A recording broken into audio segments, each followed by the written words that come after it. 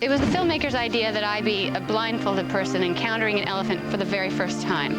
I cannot believe how big this animal is. It's like sitting on a gigantic, moving mountain. Beauty meets the beast. Going Wild, White Elephants with Meg Ryan. Tomorrow at 8 on Channel 5.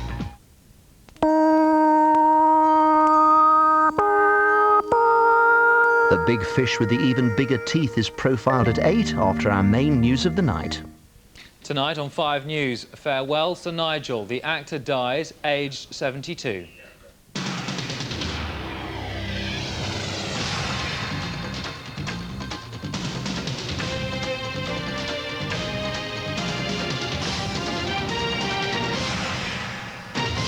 It's 7:30, I'm Martin Popplewell. The star died of a heart attack at his home. More in a moment. Also in the programme, arsonists blamed as major fires continue to rage in Australia. Plus, goodbye to Steps as the band split and go their own separate ways. And in sport, United revival, but a good day too for the other top clubs.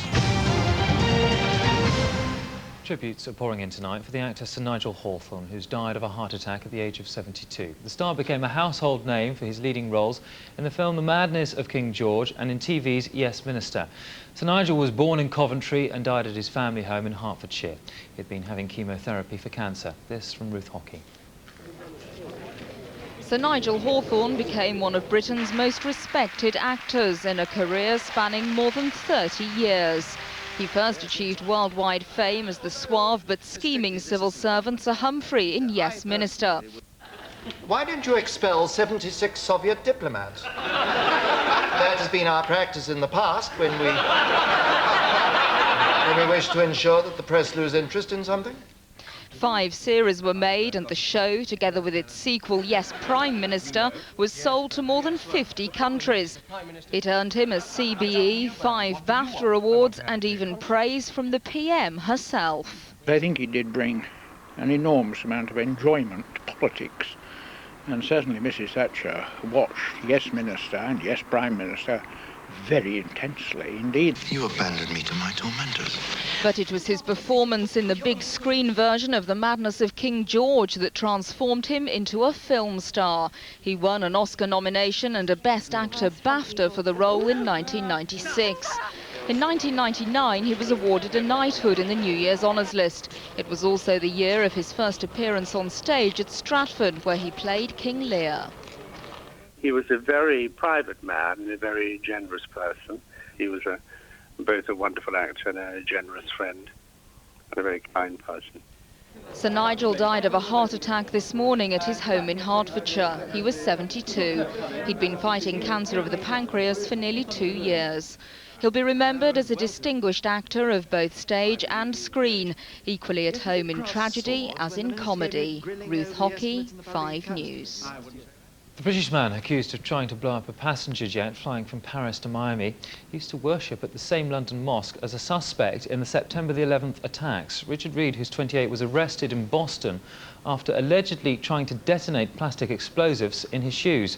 Today, the leader of the mosque in Brixton in South London said he believed the men may have known each other. 5's Catherine Jones reports. What led a petty criminal from South London to try to blow an airliner out of the sky on Saturday? That's what the FBI want to know about Richard Reed, and a small part of the answer may lie here, the mosque in Brixton, where 6 years ago Reed was known as Abdul Rahim. He did used to get in a couple of debates and arguments with people around and get into conversations with people over issues in the religion.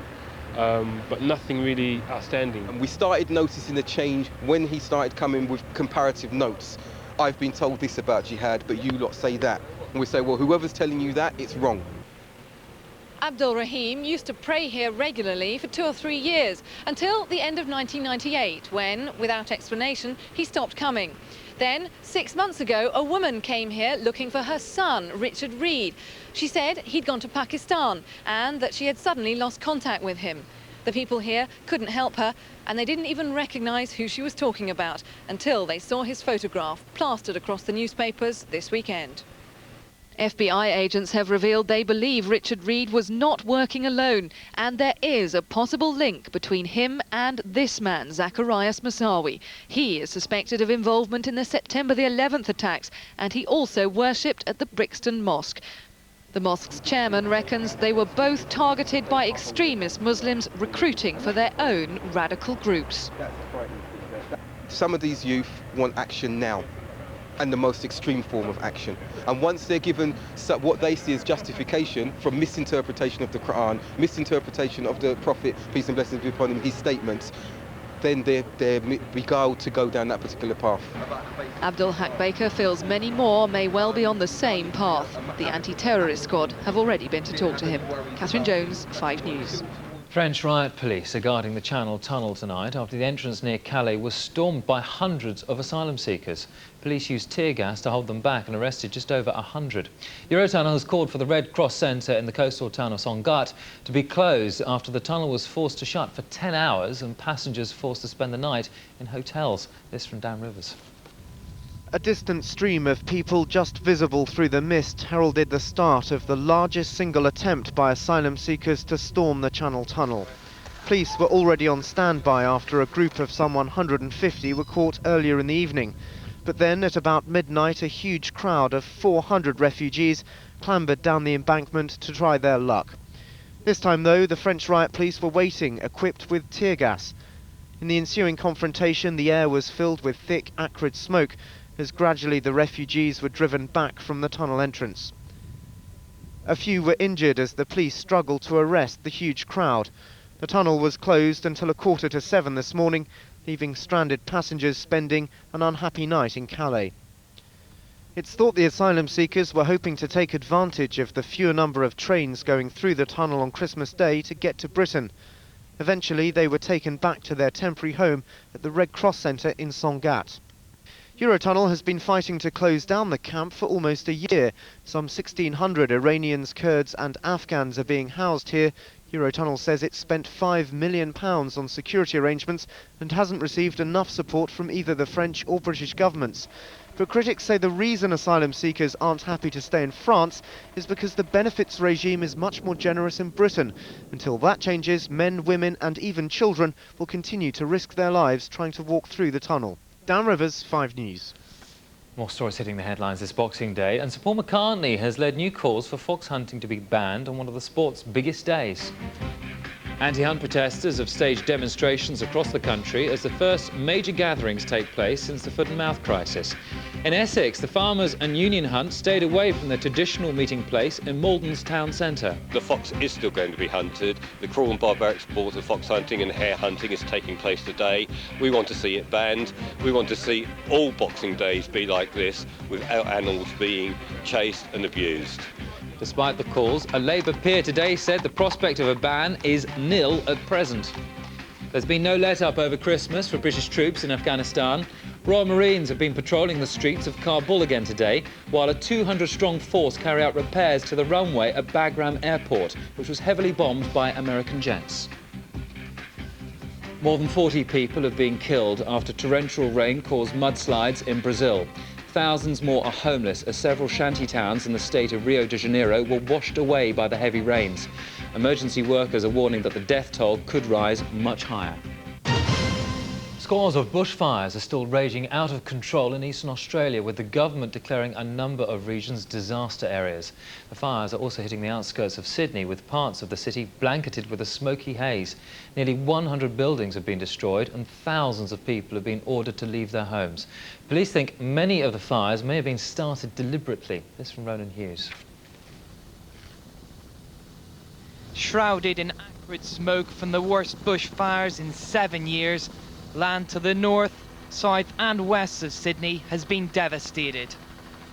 A wall of flames 35 miles across, fanned by 55-mile-an-hour winds.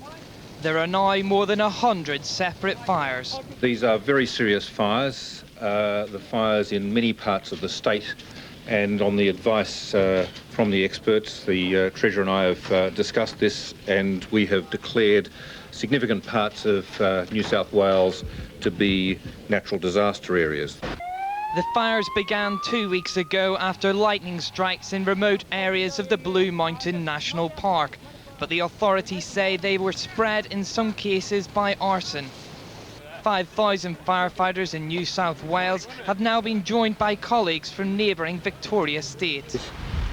The firefighters are fantastic, and all Australia owes them a great debt. I really admire them, and I know all Australians admire that great volunteer spirit. But the firefighters admit they're struggling to contain the flames and are now concentrating on saving lives and property. The Sydney suburbs have been evacuated. More than 140 homes already destroyed. Everything gone. Boat, car, truck, house, everything. It just moved so quick, you know, and yeah, we just had time to get our cars and, you know, the kids and horses, and that was about it out, you know. This is our second day we haven't been home. We've got a dog, like he's blind, and we're worried about the water for him. As yet, there are no reports of human deaths, but thousands of sheep and cattle have perished. Roads and rail links are closed and power lines destroyed, leaving around 12,000 homes without electricity. As the summer heatwave continues, the authorities expect the crisis to last for another 10 days. Ronan Hughes, 5 News. It's 7:42, watching 5 News, still to come. Tragedy for Steps as the record-breaking pop band decide to split. Plus, why Hope the dog, who escaped certain death in South Korea, puts his paws up for Christmas. We'll have all the Boxing Day football on a good day for the top 5 sides. But first, the pop group Steps have announced they're splitting up. The hugely successful band are now planning to go it alone and seek solo careers. This from Philip Ray-Smith.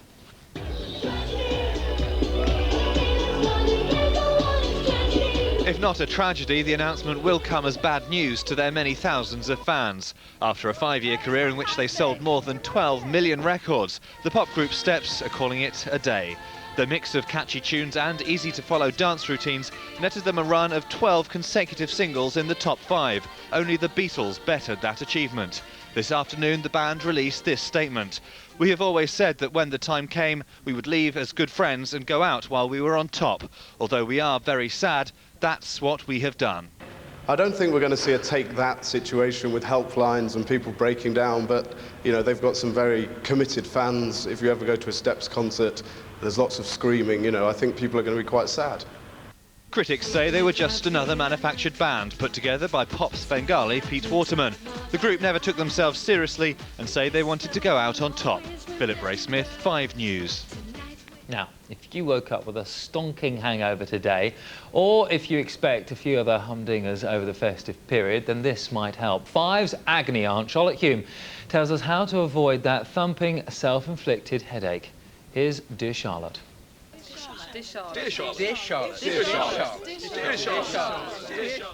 For most people, the round of Christmas and New Year parties means inevitably suffering from a hangover. You know the symptoms: dry mouth, sickness, fatigue, dizziness, a pounding headache. All this is because punishing your body with too much booze makes it suffer a metabolic shock. But what can you do to prevent this, apart, of course, from not drinking? Well, this is what Darren asked Dear Charlotte. Dear Charlotte, how can you help me get over this morning after feeling, Christmas morning after feeling?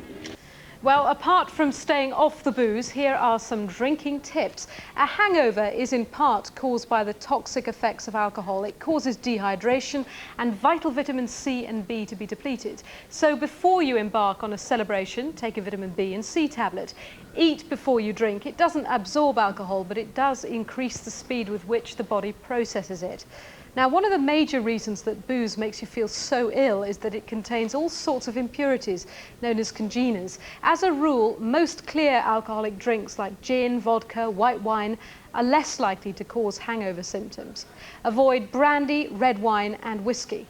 And by the way, finishing off an already open bottle of red wine or drinking beer that's been in the kitchen for a week will provide even more impurities and even worse hangover. Alternate your drinks with the water. It helps to combat dehydration and it slows down your drinking over the evening. And last of all, do try the 2 a.m. pig out. Pizza or pasta is usually the best, since cheese and carbohydrates are a really good source of amino acids, which will help your body process the alcohol. One last thought though, every alcoholic drink you have is punishing your kidneys and liver. It actually takes your liver 1 hour to process just one standard drink. Terrible thought. All the day's sport in a moment, but still to come on 5 News. Why a dog called Hope from South Korea is spending this Christmas safely in Britain. Now it's time for the Boxing Day sports news and action with Lee.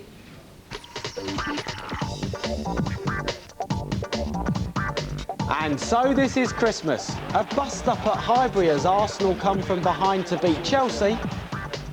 And the ghost of Christmas past. United send a chilling reminder to their title rivals. Good evening. The Boxing Day action in the Premiership has proved once again that this is the most open and exciting title race for many years. The top 5 clubs all won today, and that means Newcastle remain top of the table tonight. Bobby Robson's team beat Middlesbrough 3-0 at St James's Park. Alan Shearer, Gary Speed and Olivier Bernard got the goals to keep Newcastle 3 points clear at the top. Robbie Fowler today proved he's settled into his new role at Leeds United. He scored a hat-trick to give his new club a 3-0 win at Bolton. Fowler struck after just 2 minutes at the Reebok Stadium and added further goals on 16 and 89 minutes, which takes his tally to 5 in 3 games. But the big money signing also missed a penalty today. Fowler's replacement at Liverpool, Nicolas Anelka, made his debut at Villa Park today. The on-loan Frenchman came on as a substitute midway through the second half in their 2-1 win at Aston Villa. Vladimir Šmicer scored the winner for Liverpool, but Liverpool's opening goal was fortunate as the ball struck the referee before Jari Litmanen scored. Well, champions Manchester United made sure they will start the new year with a chance of defending their title with a 2-0 win at Everton this afternoon. Ryan Giggs made the breakthrough 13 minutes from time, and the provider was substitute David Beckham. Andy Richardson reports. Despite their recent revival, Manchester United began this game against Everton 10 points worse off than they were on Boxing Day last year. And it was Everton who made the early moves at Goodison Park. Scott Gemmel's shot warming the hands of Fabian Barthez. And then a moment David Unsworth will want to forget. The defender unable to even hit the target from point-blank range. United began to assert themselves as the half progressed, Van Nistelrooy creating a chance for Ole Gunnar Solskjaer. And in the second period, David Beckham, on as a substitute, turned the game. The quality of his cross, matched only by the header of Ryan Giggs. Giggs then turned provider. Everton this time unable to deal with his cross, and Van Nistelrooy made no mistake at the far post.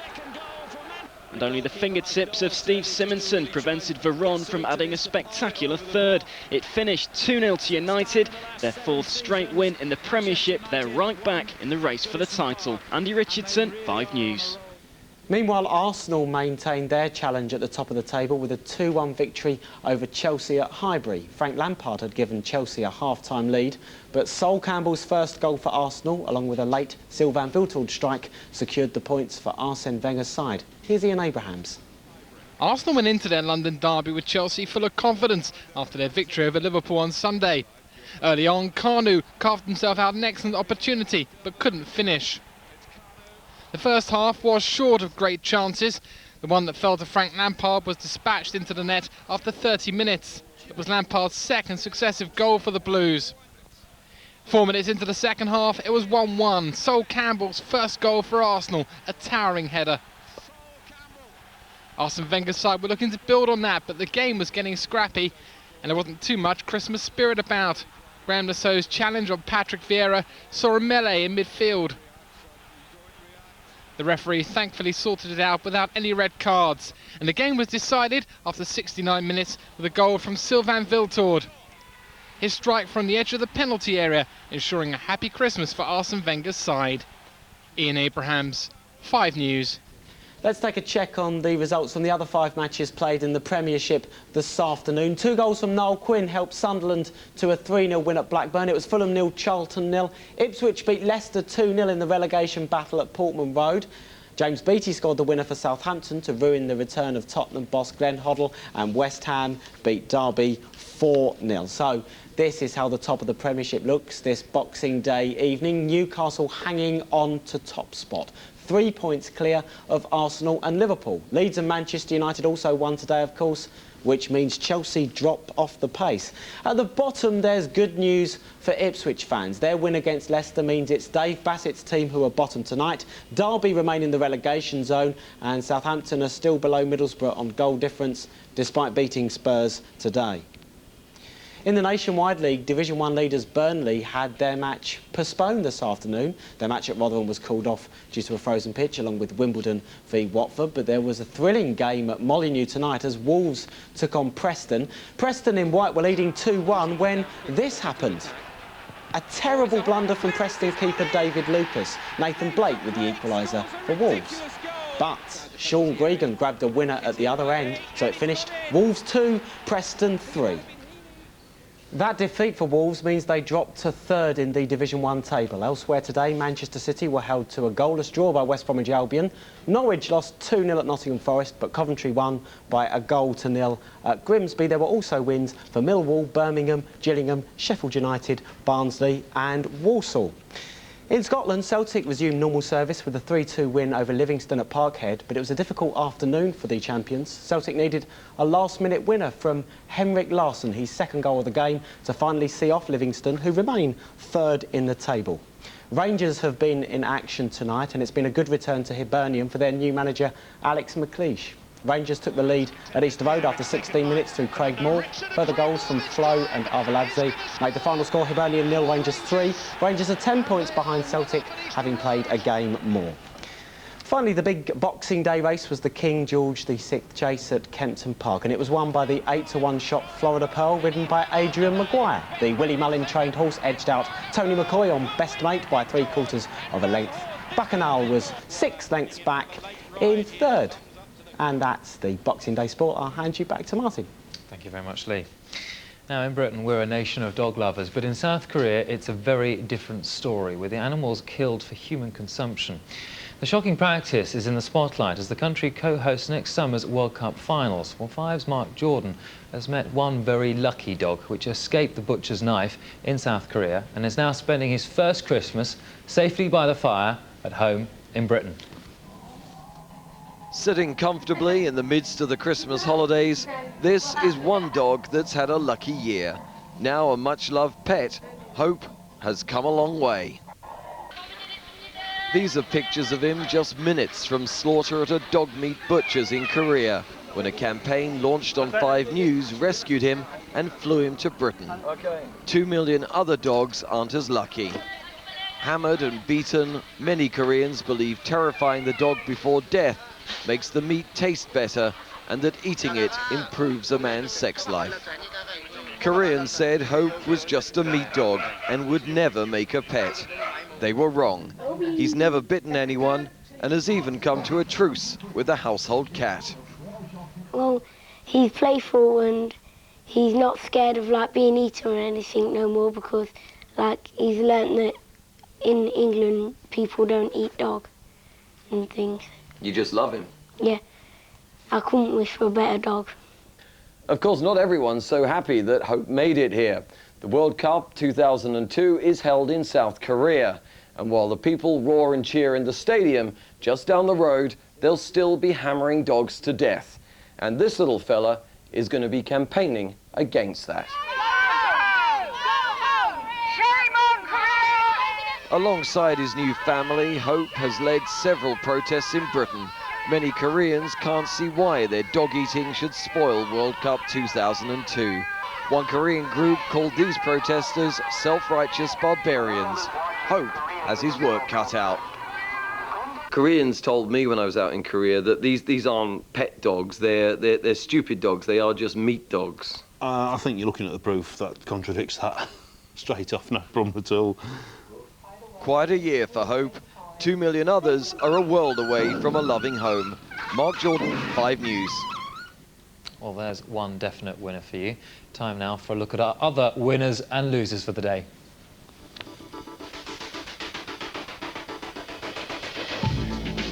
It's been a bad day for bookies after many UK cities had snowfalls on Christmas Day. Flakes were officially recorded in many cities from Birmingham to Scotland.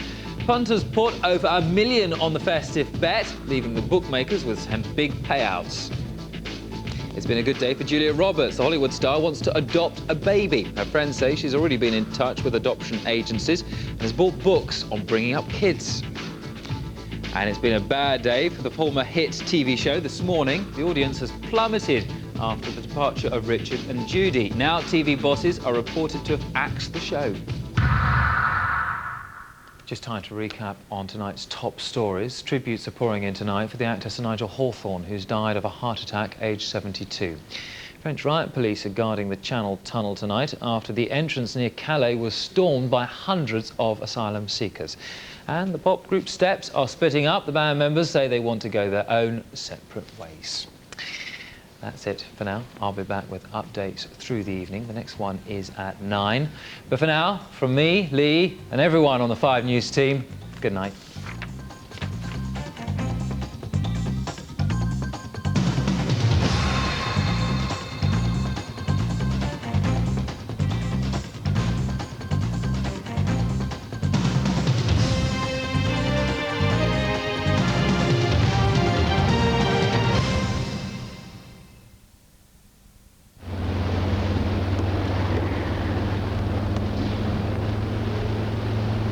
Channel 5 weather, sponsored by RAC Auto Windscreens.